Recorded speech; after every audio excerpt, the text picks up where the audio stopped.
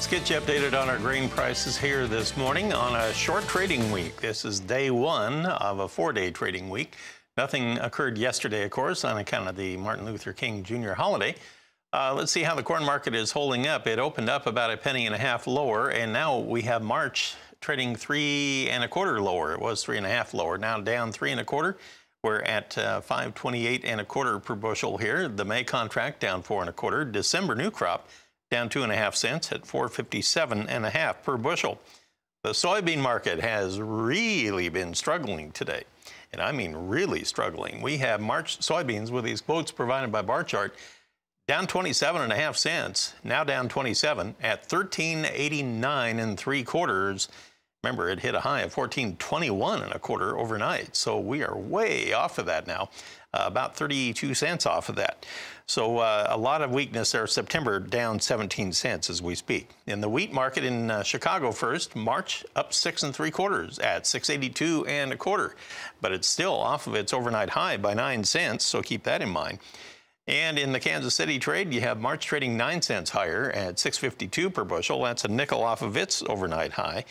In Minneapolis, March wheat 7 1/4 higher. We're trading at 6.50 1/2 per bushel. And checking out the cotton market this morning, it's higher on the March. We're up 55 points at 81.43 cents per pound. Well, it's time to check in with our regular contributor. We have Ben Hushon on the line. He's with the Mill in Whitehall, Maryland. Ben, what's going on this week there? Good morning, Marlin. Well, we continue to be dry, as we talked about last Tuesday. Certainly one advantage is starting last week, we got some evenings in the upper 20s. So folks that need to haul a little manure or need to get out on the ground can get out for a few hours in the morning, but continue to be dry. All right. So other than that, what's going on in your neighborhood as far as agricultural activities this week? Well, Marlin, it's interesting. I sent in a few pictures from the community I took this morning.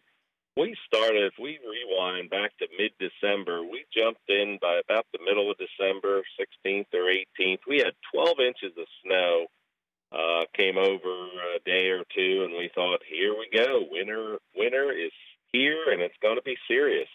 Marlin, we've barely had a snowflake since then. We've definitely had plenty of rain since then. But at this point, it's really intriguing. We're 60 days, if you look at the calendar, a little over 60 days left in the official winter. We have 0 frost in the ground. But as viewers can see from the pictures, the pasture and hay fields are still dormant. In our community, pretty much fescue, orchard grass, Timothy type grasses, they're dormant. The small grain is green, as you would expect it to be. Forage rye, certainly a little greener.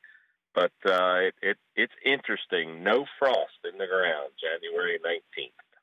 That's one of those odd years. Of course, we're still suffering from the fallout of 2020, which was probably the oddest year of all.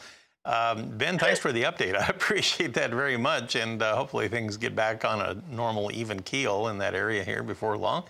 I appreciate the update again. Ben Hushon of the Mill in Whitehall, Maryland, joining us this morning. We're going to pause here. We'll come back. I'll get you updated on our livestock trade. We'll take a look at some very special numbers when we come back.